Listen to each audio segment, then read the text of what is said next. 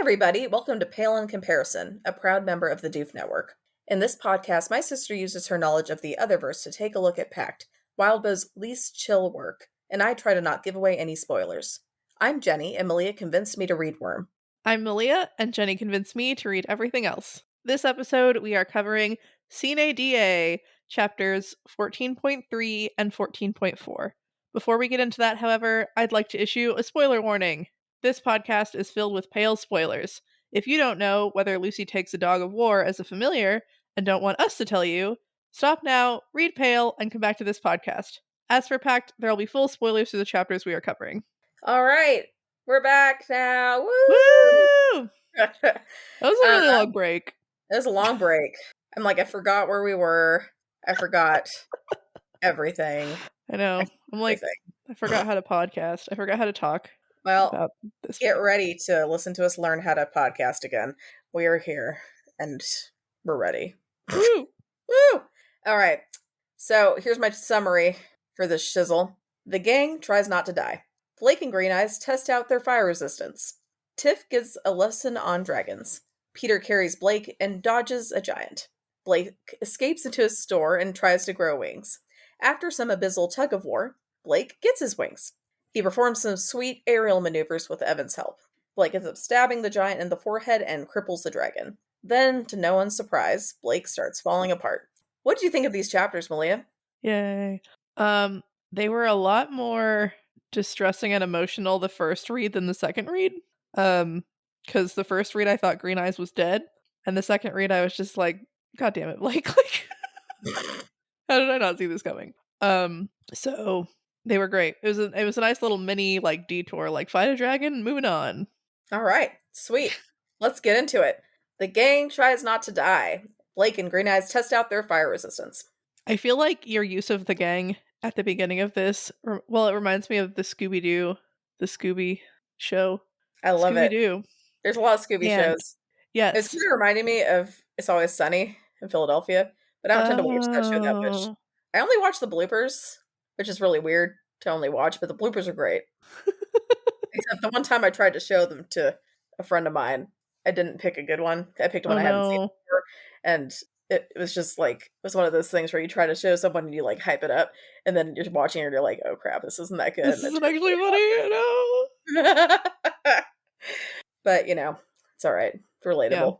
Yeah. But I feel like it reminds me of that prediction that I had that like Green Eyes and the crew were going to be, not Green Eyes, Blake and crew were going to be running around at the end of the story on like a fun adventure throughout Jacob's Bell trying to solve the emergencies. And I feel like we're pretty close to that energy. Like Blake's a lot less fun. But like, okay, are you honestly trying to hear the story to like the energy of Scooby-Doo? No, but I think that like it already has it a little bit. No. I mean, they're like running around Jacob's Bell on adventures, running for their lives, That's stretching. They're splitting up. They're coming back together. I mean, you could also pick like any horror movie, which maybe that's why Scooby-Doo, because it's like a playful, take on horror. Yeah, they're not all dead yet though. Like I feel like in your standard horror movie, at least like most of these people still wouldn't still be here. Like maybe just Blake, Evan, and Green Eyes. I mean, I've never seen anyone die in Scooby-Doo or get like. Well, no one's really okay. They've murdered people. No, as Blake and Alistair and Rose would all say, no one of note has died yet. That's harsh. That's fucking harsh. I know. Yeah. And Laird and whatever your name was, Blake's cousin. Sorry. Oh no, I meant in just this running around Jacob's Bell part. Oh, okay. Yeah, I guess Callan did die. R.I.P. Okay, yeah, no, not Fell and Laird and all them. I was thinking of the whole book. No. I was like, are you fucking kidding me? No, just this. Hyping this up like Pact is spooky. I don't know if you can handle it. And you're like, oh, it reminds me of Scooby-Doo. I still, okay, for the record, Twig is scarier than Pact. I mean, I haven't read Twig. I mean, I've read a part of Twig and then I had to stop because of reasons. And I'm going to start again. But I'm not going to tell you the reasons. I know, I'm really worried about those reasons. Yeah. But I'm a couple of arcs in, and even in arc 1, I was like, Twig is scarier than Pact. I mean, look, I didn't say that Twig. I didn't say that I'm sorry, Pact was the scariest. Okay. I just said. I mean, maybe I did. I don't think I did. But I said it's like scary. I think it'd be scarier if I hadn't read Pale, because the whole time I was like, haha, goblins, as opposed to like, what the fuck? You know? Whereas I was the opposite because I read Mhm. about scary, terrible goblins first and was like just waiting for it to hit the fan. True. Anyway, Anyway, there's a dragon.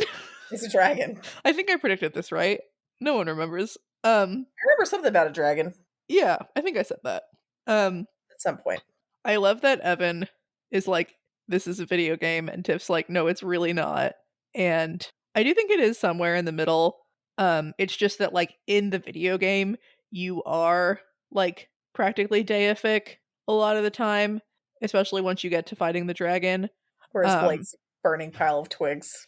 right, like these people are more like the first couple of levels or like NPCs. Like these people are like the people who die in the video game kind of a thing.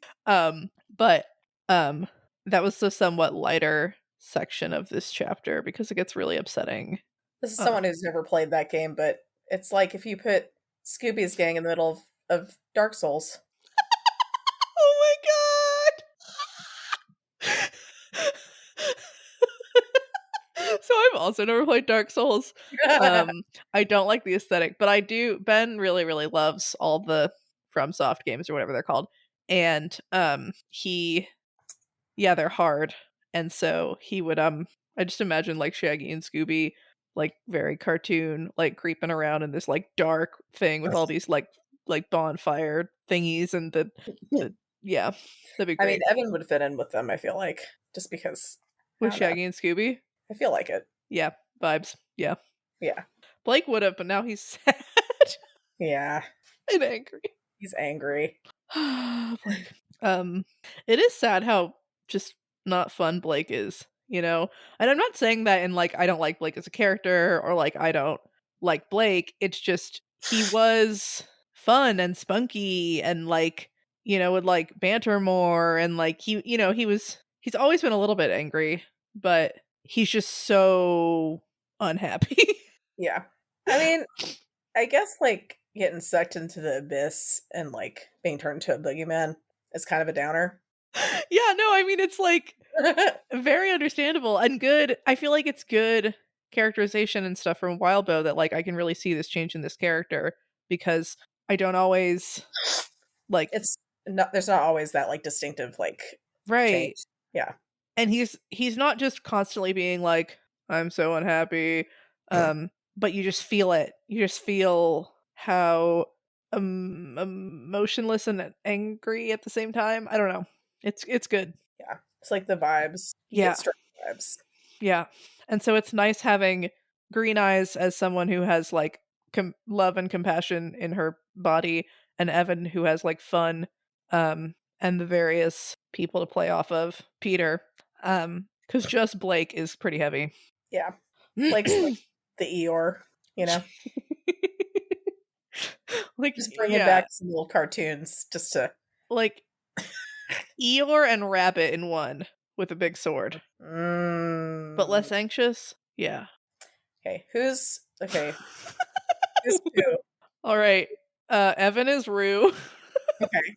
So uh, wait, if Evan's Rue, yeah, I'm like, who's who's Kanga? Kanga? Because I'm like, you'd almost would say that's kind of Blake, but But no. maybe I mean, this yeah, but no.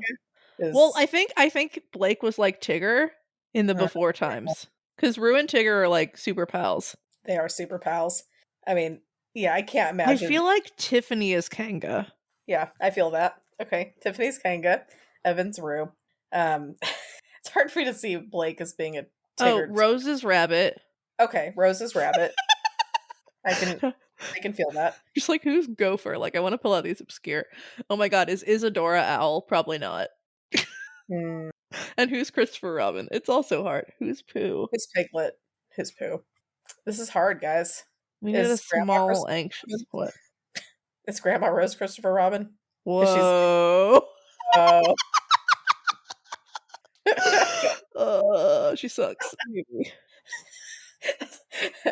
Okay, we need an Alexis and maybe a Green Eyes. This is hard. All right, we can come back to this later if you want. Oh, Alexis, no, Green Eyes is Pooh. okay. All right. Okay, Green Eyes is Pooh. She has simple needs. She wants food. She wants to be with her friends. She's Uh, not thinking about the future. She's just okay. here to have a good Here to have a good time. time. She does have a little anxious friend though. Anyway. It's okay. I mean, I'm not gonna lie, if we could actually match it up perfectly, that That'd would be just be weird. bizarre. It already is bizarre enough that we've, brought that up, but I still stand by Blake is Eeyore. Yeah. For sure. Um so again, there's a dragon. Dragon and is trying to fucking kill everybody. Yeah, and like they're in the alley and like Tiff finds a way to like get away and I'm like, cool, they're gonna get on the roof now. And then it's like, I'm not gonna make it on the roof. I'm like, oh wow, okay, so what are you gonna do, Blake? And he's like, there's a vent and I'm gonna use this recycling bin. And I was like, cool, okay. I'm not sure if that's gonna work, but okay. And then it does not work. I don't know where it's big action, it's really fast paced. I wasn't entirely sure where everyone was during all of this, but Blake and Green Eyes get blown apart by this like Greek fire shit, and it's really bad. It Um, sucks. and I'm really mad at myself that I haven't predicted that Blake would be set on fire during this story because of course he'd be set on fire during this story. Like, of course he'd get fucking wings that are shit. Like, why didn't I realize these things that Wildbow's been screaming at me would happen? Like, it's just constantly like, hey, man, like, you should stay away from that fire because, like, you're made of dry wood. And, like, everyone says that to him. And, like, every other chapter, he's like, I really wish I could fly really bad. And, like, he built his own body. He should make a mermaid tail body and he and Green Eye should just go off. And I mean, then it's he'd probably just not get great with the dry waterlogged. wood. Like, Yeah. yeah, he'd just start getting, yeah. He can make, like, a sailboat body. So And would he'd be a would he like sailboat. to varnish or like to water seal Yeah. something? That'd be great. Okay, that'd be. I need their aesthetics to match, and it's not happening. And Blake can change his body into whatever the fuck, so sailboat. I mean, I think within reason, because he had a hard time getting to his wings. Sure, but maybe the Abyss wouldn't care because it's better to be human than a sailboat. That is a sentence that probably has never been said before, but it's very true. It's so true. It is better to be human than a sailboat. Everyone just that's what you're gonna pass on, Malia. It's the big wisdom from today. Okay. But yeah, I didn't realize that Dragonfire would be like cool and it never goes out. At least it doesn't. I mean, I can't tell exactly how much it spreads because like presumably Blake would have been like completely engulfed in flame if this stuff like spread well. It seems mostly like through contact, like you touch something and that thing is now burning and it will never stop. Except it's got to stop, right? Like I don't see the end of the story being like I don't see the end of the story being and Jacob's Bell ended up in the abyss, and I don't see it being and that one block was on fire for all eternity. So Epilogue, it's like 5,000 years later. So I just don't think that like people. I think that some big thing is gonna go have to put that fire out because like it just can't. I don't know. It's like it's gonna be that Door to Hell place in Turkmenistan. What? You never heard that place? No. Really? It's okay. So in Turkmenistan. It's when was that? Let me see. In I think in the either in the 60s or the 70s something. There's basically like a cave or something that they found had a bunch of gas, like natural gas, and they're like, oh, you know what? Well, to make it safe to go down, like we obviously need to get rid of this gas, so we're just gonna go ahead and like throw some fire down there. We'll burn it up. It'll burn up real quick. It's still burning. That's the biggest waste of all time. Oh my god. That sucks. It sucks. It sucks. Okay, this random thing in National Geographic, it says, okay, it's a natural gas field. It's said that a Soviet oil rig fell into the crater in 1971, and a geologist decided to get rid of the rig by setting the pit on fire, and the resulting gas-fed flames continue burning to this day. So, yeah, there you Except go. like in the middle of a relatively small town. Like just sort of Yeah, just, just in the middle of the town, hanging out. just forever. It's so bad. It's But pretty yeah, bad. so everyone's on fire, everything's melting, and by everyone I mean Blake and Green Eyes. And he's gonna be on some like guilt trip because he thinks about how like if she hadn't been on his back, then like his face might be on fire right now. That like, she prevented some of the fire from getting to him, so he'll probably feel guilty about that. Um, Not that it was his fault. And they're both really worried about each other, and it's really sweet and really upsetting. And at one point, you straight up think that she fucking dies, and it's awful. And I was like, okay, it this is packed. Green Eyes is dead now. Like That's it. Yeah. that's it. And I'm happy that it's not it because that was. I mean, it was a very unexpected, shocking way for her to go if she were to just die in this chapter, but she didn't. You did it! Spoilers. Woo!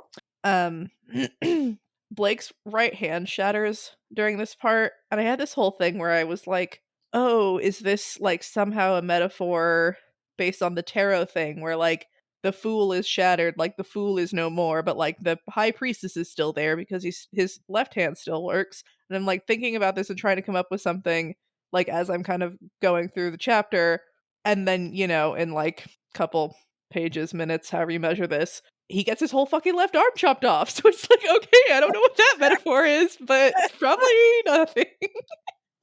It's a nice try, though. Yeah, I mean, he probably specified it to make it like more real. Like, Mhm. I could think about my right hand being shattered, and also, I don't know. I mean, you kind of have to pick a hand, right? If you're gonna pick a hand, It's gonna be one of them, yeah. it's gonna be right or left. And the right one where you can't grab people seems worse. Yeah, that But at seems sad. least it wasn't chopped off, I guess. I shouldn't laugh. It's just awful. I mean, Um, you can laugh. It's okay. It's. I mean, yeah. But yeah, they're going, and Blake's like, it's so weird not feeling fear right now. And like, yeah, but also like shock's a thing. I don't know. Like I don't think it's entirely inhuman to be total adrenaline crisis mode, like go, go, go, mhm. and then to like freak the fuck out later. The thing with Blake is he's presumably not gonna freak the fuck out the same way. Yeah, probably Um not. Yeah, that's pretty normal. Like, kind of. Yeah, I mean, gotta adjust to what's going on at the time, and then when things calm down, then you can let everything Process catch it. Right. instantly, which is not fun. Yeah. Um, One thing that was also funny in this section is Evan's trying to like convince Blake to not die. And so he says, like, don't go into the light, Blake, or the dark, or wherever it is you're going. Like acknowledging that Blake might not go to the light because he's a boogeyman and a diabolist and shit. It was really good. I was very into it. Yeah. And I didn't get it the first time I read it. I was kind of like, oh, he's just freaking out. And then the second time I was like, ha. um but yeah, so the one of the main ads cuts off Blake's arm with a shovel, and he's like, green eyes, save green eyes. And he has this weird moment where he can't bring himself to say like my girlfriend because I guess that's fair. But he's like, it like save my friend, that feels weird. Save my mermaid, that feels weird. I mean, yes. What about save her? Save green eyes. Save. Save my girlfriend. Um, it's a bit Yeah, presumptuous, but she'd be happy. she'd be happy. I mean, as she's like burning a lot. Yeah, I don't know. Oh, she'd You be know, so happy. it would help take her pain away a little bit. Yeah, but so they have this brief argument where they establish that, like, if a boogeyman is fucked up enough, you might not be able to get them back, um, out of the abyss because they're like, you can just summon her again, like, blah. Which feels pretty fucking heartless. Like, none of these people have to go back down there. Um, and they point out, like, what if it just never stops burning? And maybe it's easier to think like, oh, if they're from the abyss already, maybe it's not as bad for them. I don't know. Right, like they can handle it or whatever. And I mean, it is nicer knowing that maybe she like, you can kind of do a reset, but Yeah, she in particular really, really doesn't wanna go back down there. Um, so it felt more upsetting. sure. Yeah, yeah. But Blake basically almost says, like, "I will swear to fight you if you don't help her," and she's like, "Bitch, don't say it, because I will leave you here." Yeah, But then she helps by scraping half of Green Eyes' face off using a 12-year-old's assistance, and that was cool. that's cool. I mean, you know, There wasn't anyone else standing around that could have helped. I mean, I feel like Roxanne was fine with it, which doesn't really make it okay, I but don't know. She seemed you I have to don't pick a know. 12-year-old to do it.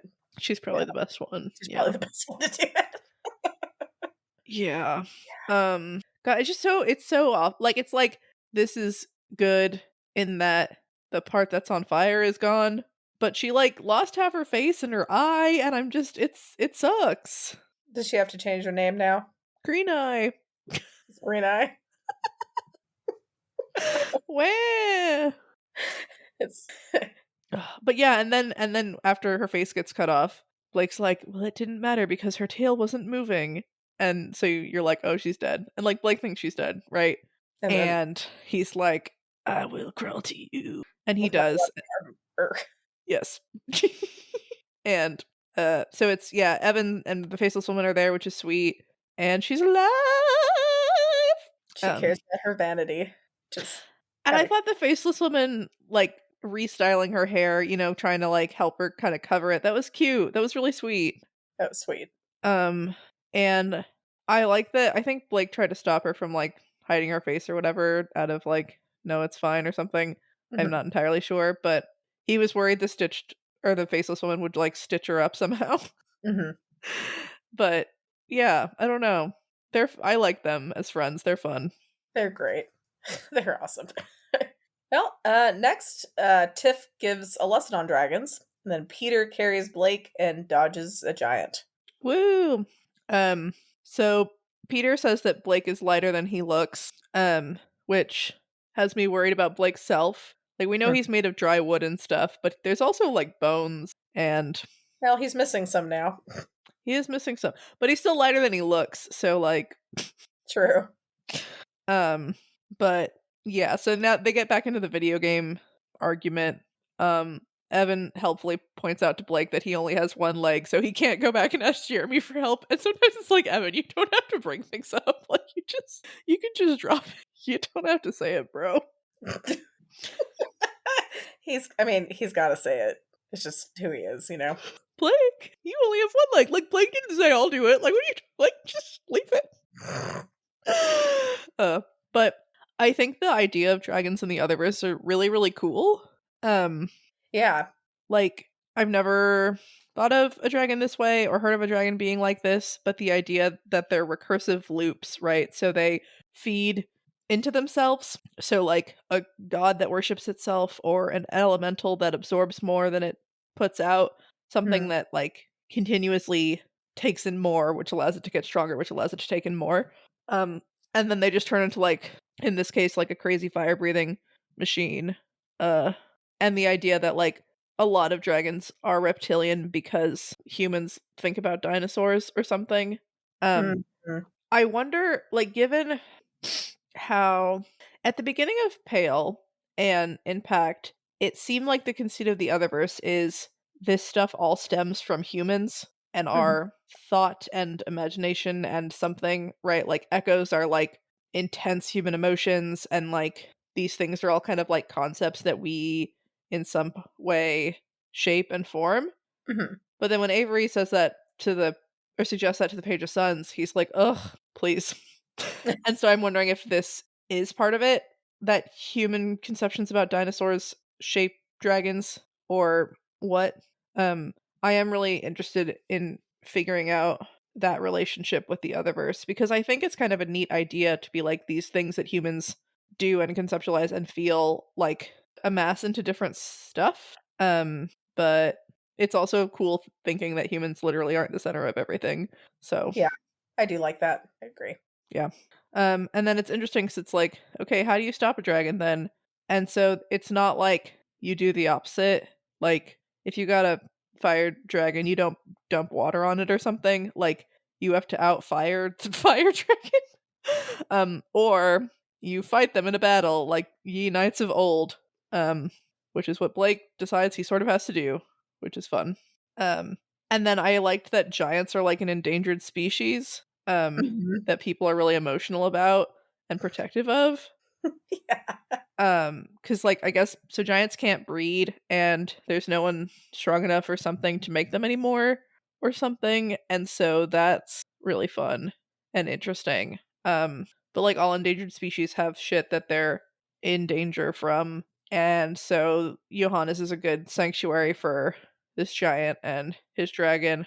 Um, I thought it was interesting. I feel like Pale hasn't had quite as many standard fantasy stuff. Like this, like Pact has demons and Dionysus, and now like a dragon and a giant, and like it's neat to see these conceptions in the Otherverse. Just because like they seem much more rare and out of place to me after having read Pale. Because we haven't come across them at all, and so and he like Wildboat just is so creative and takes from so many different mythologies and things that I'd never really been exposed to, that having like the basic tenets of my childhood show up is like, oh, weird. Like seeing how he treats a dragon, and Mhm. yeah. Um but yeah, Blake's really concerned about innocence, and it seems like he's just really worried that they're all gonna wake up and get the fuck out, and then everything will be fucked. Yeah.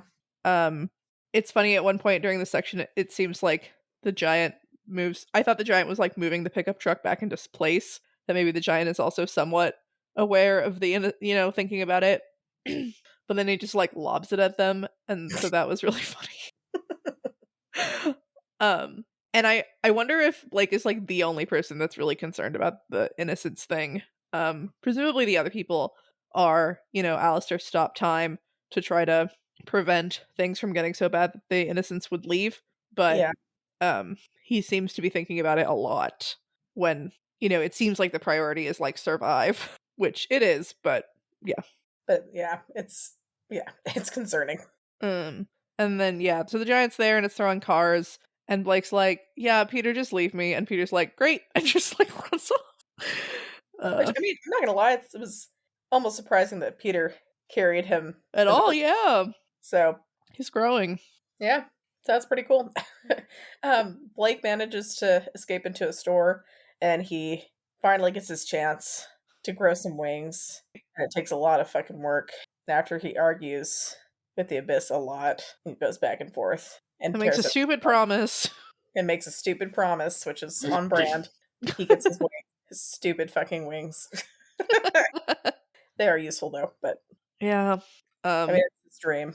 So, it's just the story of Blake. Like, you made the decision you felt you had to in the moment, and it was a hard decision, and you gave a little bit of stuff up so that you could continue and survive and fight right now, over and over and over and over and over, until you're a person made out of dead wood who has a face and who has to physically hold his own fucking wings together so that they like at all work.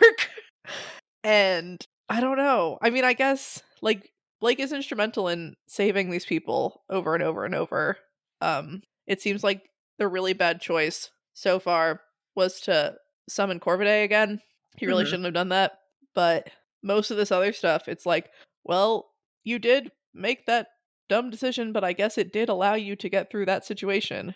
Yeah. Um, I mean, because it's like, yeah, I'm not sure exactly what he should have done, what else he should have done in most of these situations, but yeah.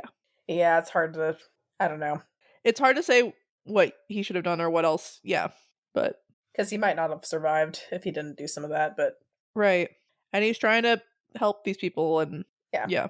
He has a lot of very good intentions. Hmm. Um but yeah, so Blake goes into another clothing store, and it made me wonder, like, is this the only type of or store that Jacob's Bell has? Like, is it just a diner, an ice cream shop, and a shit ton of clothes stores? Because I feel like this is the second, at least, clothing store he's like escaped into this uh night. Because I feel like with when Hilder was chasing them, he escaped into a clothes store. And I guess 2 clothing stores isn't outrageous, but Yeah, it feels like not too crazy. it's a lot of clothes stores. Yeah. Um, but yeah, luckily the giant breaks some of the building, which provides dead wood for Blake. So he starts kind of reforming. Um, and he runs off to a tree where he can get some good branches and stick himself together. Hmm. And he's like, "Well, I'm at it. What if I had wings?" Yeah. Yeah. Two birds, one stone. Huh. And the abyss is like, "Well, you're at it. Why don't I make you suffer more?" So he's like trying to put these wings together, and he, he's like, "Oh, they're like arms. I studied birds a bit. Like, I got the humerus and the elbow needs more strength, and it's just gonna snap under its own weight." But also, he still has like arms, and most things don't have wings and arms, right? So he's trying to like not let them fuse together or something, and he's trying to make something that like functions at all. Yeah. Um, and he's thinking about how designing things and being creative is something he's always really wanted, but he's never really had. And he can't even remember what sort of art he used to do. Like he's not even sure about like any of that stuff. And then he realizes like, I mean, I sort of interpret this as like maybe he was an artist, like maybe he did succeed. Um, like Ambrose was actually a decent painter or whatever. But Rose is the one who gets the artistic skills. So, like just how Blake is the one who has the friends, right? Like the friends were not Rose's friends; they were Blake's friends. Hmm.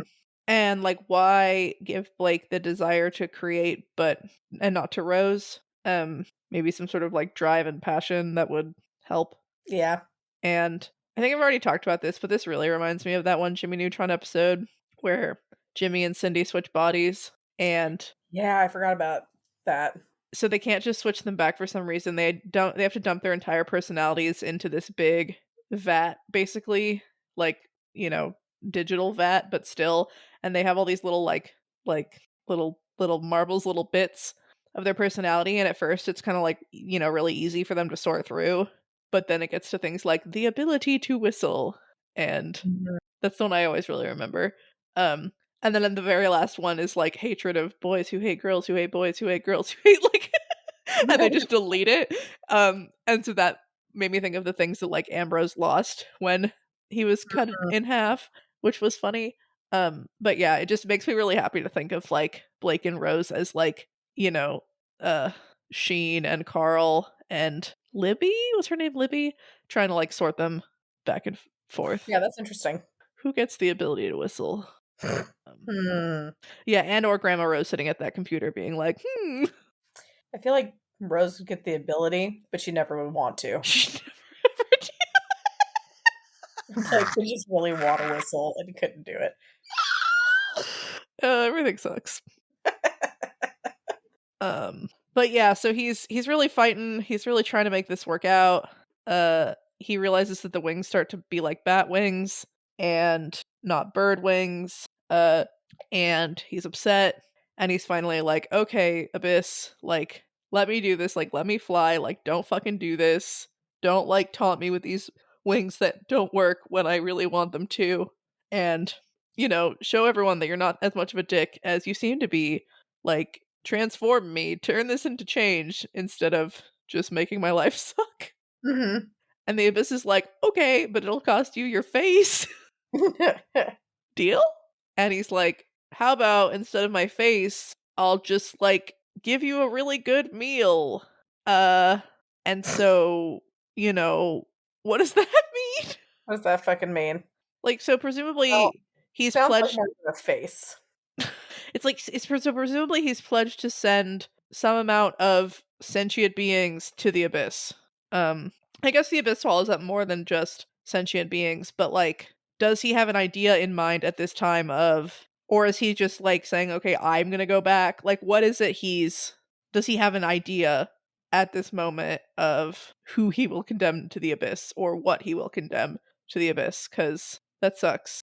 And, you Yeah. know, I mean, maybe the abyss would have just taken his eyes straight up and he would have been blind or whatever, and so that wouldn't have been very helpful. But if he had gotten like sweet monster eyes, like all the other monsters were making fun of him for not being able to see shit. That's So true. Could have gotten some cool monster eyes, or maybe just win-win. be a bat, just get some echolocation, you know? Oh my god, he would have gotten that. Oh, that would have been awful. I've been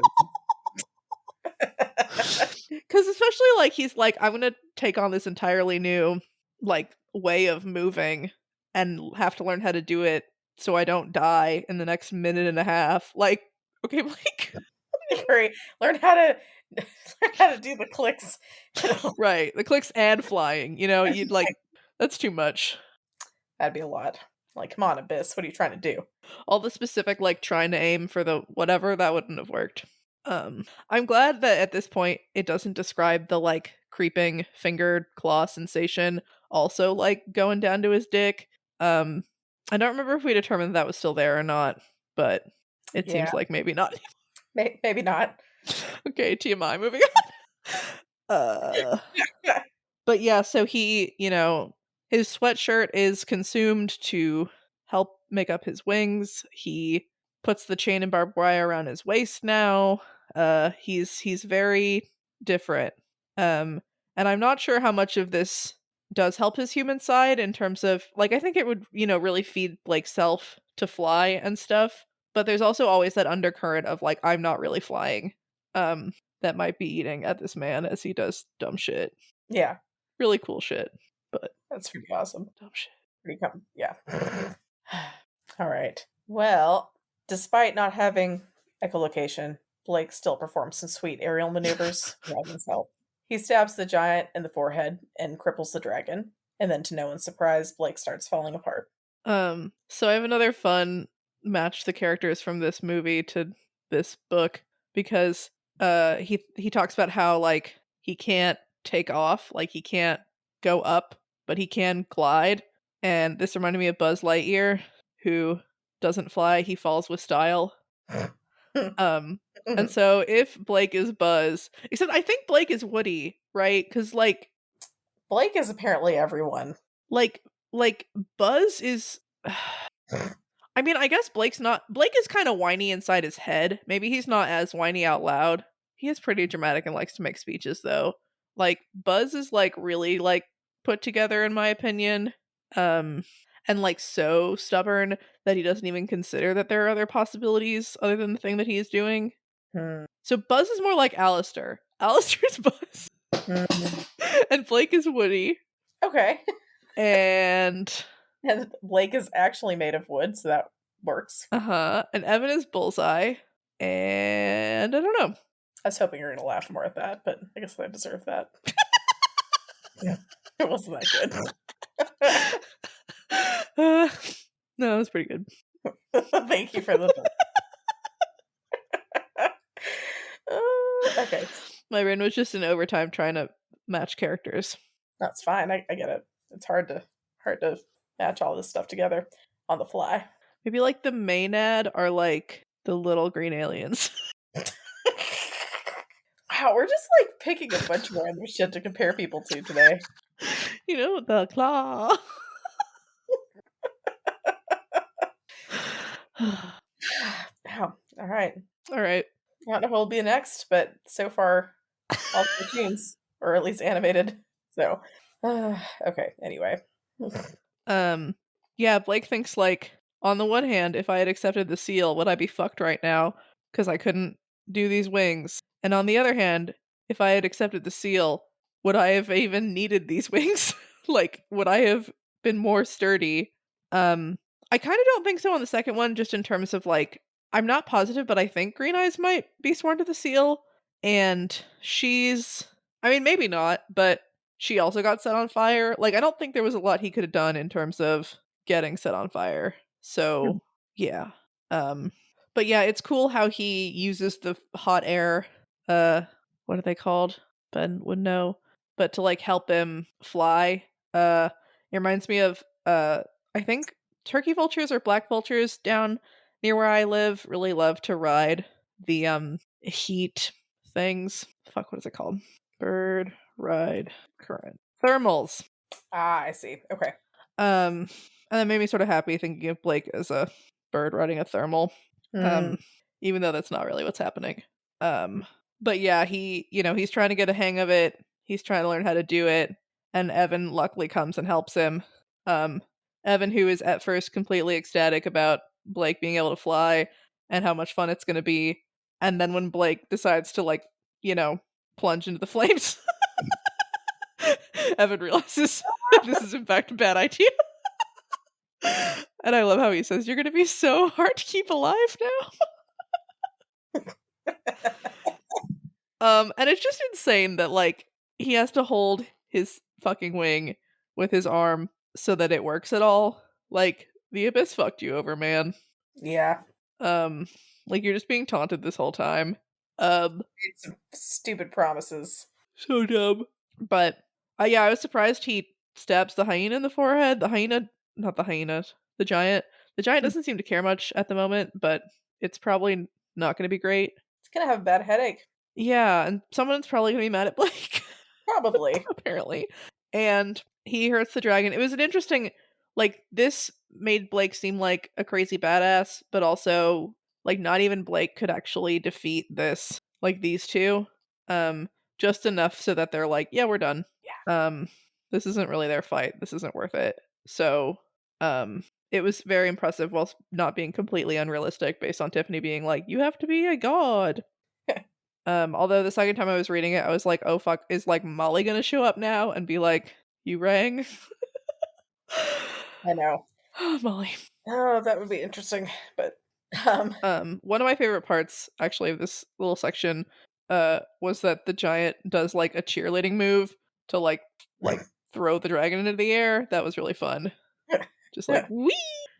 Heave the dragon into the air, I think is the word I wanted. And I thought that was cute. And he catches it. It was great. He's great. Oh man.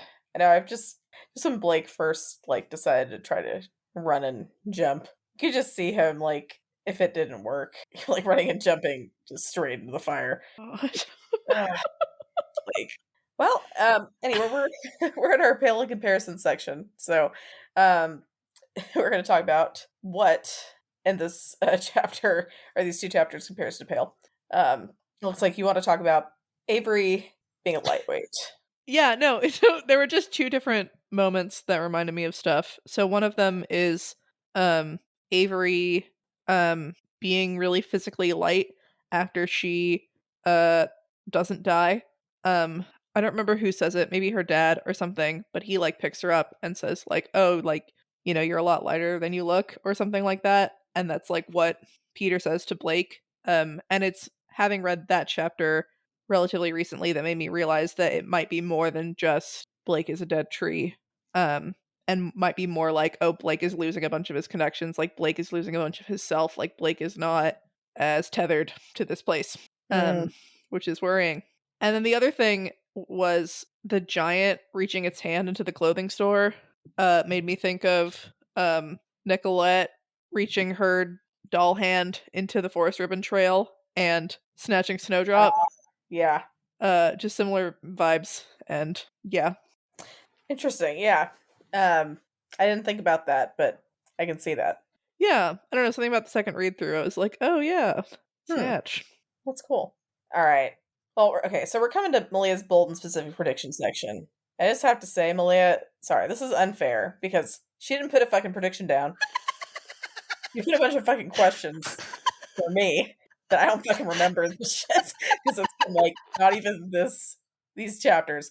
It was wanted to make some notes and questions as I'm listening to our old episodes. So Malia, well, you probably also shouldn't answer most of these if you remember. Perfect. I didn't read the questions yet, to be fair, but I just think the principle of the thing. So I probably won't answer them. Yeah. Well, the thing. Well, one thing was, why didn't Molly try to fuck up the agreement between Blake and the Behames again? Because Alistair got stabbed the first time they tried it, and then the second time it was cool, you're gonna split up and you're gonna do this, and cool. And maybe they didn't literally shake hands, but they are working in tandem. And Molly didn't appear to be fuck you again. The other thing is, why did Laird try and succeed in locking Blake out of Hillsglade House in Arc 3? Like, how does that relate to capital T, capital P, the plan, right? Like, how does Laird creating a magic time bubble around Blake's house serve whatever the fuck Grandma Rose wants? Like, is it tangential? Does it serve it? Is it somehow contradictory toward it? Like, Laird seems like such an antagonist at the very beginning of this story. Mm-hmm. And I don't think he's like helping Blake necessarily most of the time, but I don't really think that like Grandma Rose wants her grandchildren to all suffer and die horribly or something. Uh Maybe she does. But it seems like there's like some sort of plan. And how did Laird's actions contribute to the plan? These are thoughts. Okay. All good thoughts. All to try to distract us from what your actual fucking prediction is. Well, I already said that they'd somehow put the Dragonfire out, but that's not that exciting. Ooh, this probably won't happen, but someone is gonna get captured in Mara's shackles, either Tiff or Roxanne. Ooh. All right, that's a good one. I keep thinking horrible things are gonna happen to Tiffany. I don't know why. I love her. You love her, and so it's just an assumption that She probably will suffer horribly. Yeah. you suffer terribly. All right. Well, on that note, thanks. All right. So I honestly forgot what our previous discussion question was, but we have it written down, and it was kind of fun. So our previous discussion question from like a month ago was, if you were going to make an Otherverse Transformers movie, who would be great Transformers? Which I don't remember why the heck we asked that, but who I think it knows? was because of the art contest, which thanks everyone for doing the art contest. Sorry we Oh, haven't been thanks. around. Yay. Thanks, guys. Sorry, we have a good excuse. Captain Rhino starts off saying Avery would transform into a sporty 4x4 that actually does function very well off road, unlike some modern sporty 4x4s. They say, when I were a lad, I loved going to the mobile library that would park up outside our school every other week. They had a fantastic collection of Tintin and Asterix comic books. Verona would transform into a magical mobile library. Lucy would have a threefold transformation into something like a Lotus Elise sports car, except it's a James Bond car with hidden anti-tank guns or something. Number two, a Mad Max car covered in weapons. Or, number three, a Canadian Army LAV-6 infantry fighting vehicle. Apparently that's an infantry fighting vehicle is a category of military vehicle which can both transport soldiers into battle, is sufficiently well armed that it can provide offensive fire support as well. Cool. Well thought out. I like it. Yeah. David L. Hunt says that Bree would transform into an industrial grade shredder / wood chipper, which that's awesome. That's so good. I love it. Last but not least, Beleg Tall says, I'm going to go the other direction. I want to see the robot form of Clem's murder truck. Ooh, Yeah. that'd be a good villain. Yeah. But like with Clem there being like, it's okay. Like, hush, Like, hush. like, You're fine. you're a good villain. Like, you're under control now. All right. Okay, guys. This week's discussion question. Design a dragon in the Otherverse. What is its origin and what is its element? Yeah. Sweet. I like it. I'm excited. I'm super stoked. Like a dragon of excitement. Which probably doesn't work like that, but just keeps going. I wonder if like, I don't really know enough about sound and tech, but some sort of like feedback loop with a like mic and a speaker, you know? I wonder what that would do. Could be some wild stuff. That would, you would not be able to have earplugs good enough. No. No. Anyway, thanks for listening, everybody. If you enjoyed this episode and you'd like to help support the podcast, please subscribe, share it with your friends, and leave a rating and review. To support our podcast, go to patreon.com/doofmedia. And if you'd like to support Wildbow as he continues to write fantastic stories, go to patreon.com/wild. You can follow the pod on Twitter at Pale Comparison, or send us an email at paleincomparisonpod@gmail.com. Keep an eye out for our Reddit thread in r/parahumans, where you can answer our discussion question and share your thoughts on this episode. In addition, if you would like to see all of my predictions laid out, Check out our episode description for a link to a prediction tracker.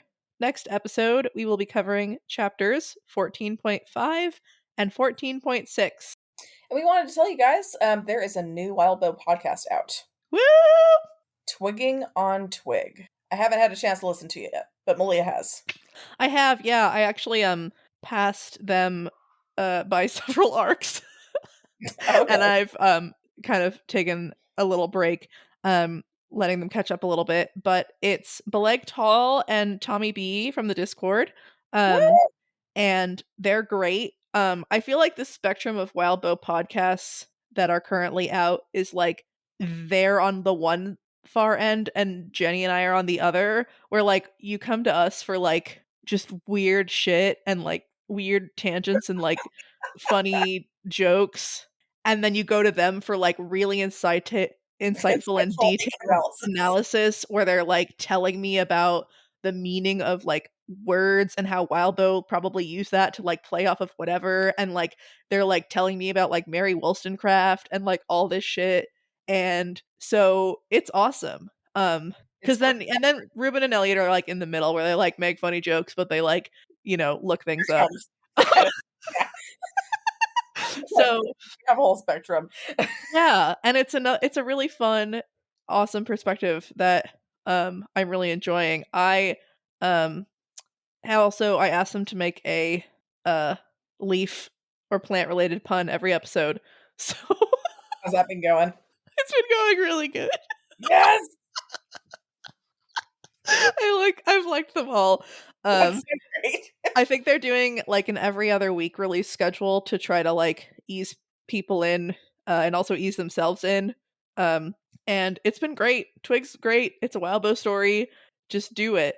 The description of everyone's a bone saw is like from Worm is somewhat apt, but like a lot of people can do things that Bonesaw can do, but they're not all like evil psychopaths. But some are. So some are. Also, it's a period piece, which I didn't realize, but that's fun too. That's cool. Yeah. That's pretty neat. Anyway, Twigging on Twig. Check it out. Check it out. Now, I would say I'm sorry, but I'm not. So.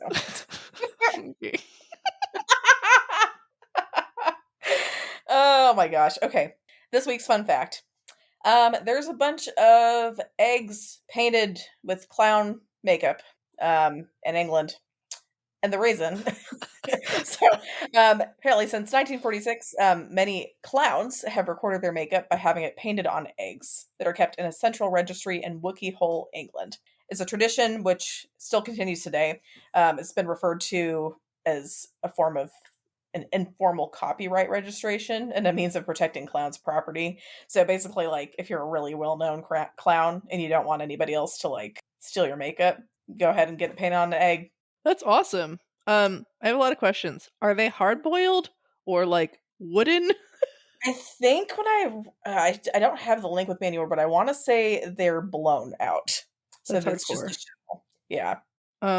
Also, this sounds a lot like Trademark, which is probably what they're going for, especially if you don't want people to think that, like, you don't want people to impersonate you, which is like a copyright trademark. It's a whole thing.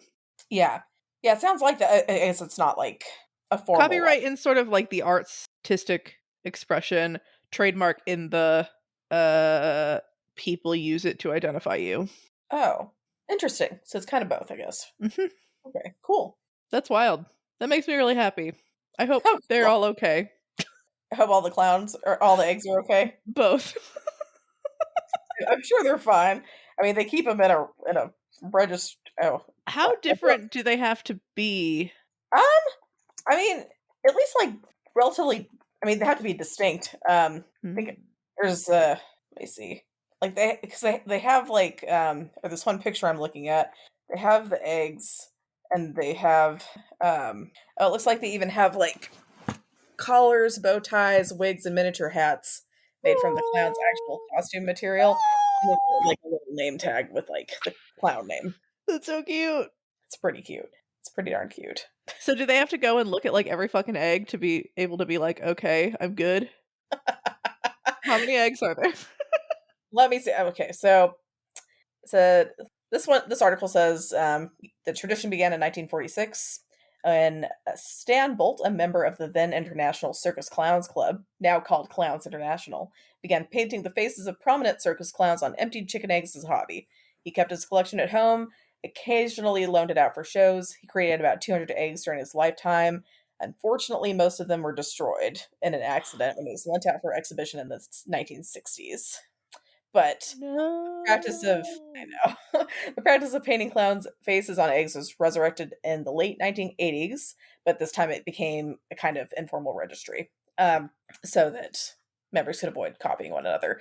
So clowns applied for clown eggs, and after Clowns International screened the applicant, a professional artist would paint the faces on ceramic eggs. So only those working clowns with developed visual identities are allowed to have their faces painted on eggs. So new clowns, young children, and non-performers don't get eggs. Wow.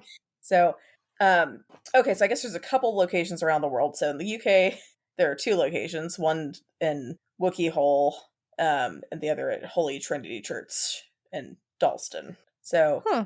has like 200 something, at Wookey Hole at least. It doesn't say how much has the other one. Um, an American couple created the U.S. collection in 1979, which contains over 700 hand-painted eggs. And Damn. apparently, the U.S. one's in storage right now, not visible. The UK collection is visible Hmm. in like a collection. So interesting. They've got some like pretty well painted like eggs, like legit look like little mini people. So I'm gonna send you a link, Malia, just so you can look at it on your free time. But it's kind of interesting. Props to the artist because they're Wow, getting all yeah, the okay. dang Those are a lot better than I thought they'd be. right. It's like a face. And if you Right. scroll down even more, it's you can see them in more detail, and they're even better. Are some of the ones with noses like glued on little noses? Because that's super cute. I'm assuming so. Yeah, because they glue on the little hair and little bow ties and stuff too. So Oh, I yeah. think so. If you're afraid of clowns, I guess don't look at these, but honestly, they're really cute. Honestly, it's pretty cute. They're like just little egg, but yeah, if you're Right. scared of clowns, it's probably they're a bunch of scary eggs. Which maybe that fits into the podcast because it's a spooky book. I never thought about how much variation there is in clown makeup. Me neither. That one in the middle kind of looks like Voldemort. He has no nose. I mean, he also has green hair. So Oh my god, it does look like Voldemort. What's its name? Francois Fratellini. Oh, sorry, there's clown. 4 Fratellinis. Albert, Francois, Paul, and Annie are all Fratellinis. That's amazing. I'm assuming that's their clown name. Do they use their real name? You know, I'm not gonna lie. Looking at a picture of the guy, I feel like, It doesn't look like him. well, some of them kind of do. Why, man? Why? Okay, that guy has a creepy. That guy's that's a creepy clown makeup. Like, why? Fratellini. Yeah, Yeah. I don't know, man. Here, Malia, look at this one. Oh This no. is a black and white one, but Oh wow. like, what the fuck, dude? Why did you The pick that? eyebrows are fun, but yeah. I mean, some of them look a little bit nicer than that, but like, I don't know. Just like, it's just creepy. The nose slits. Anyway. Yeah. Well, Well, on that note,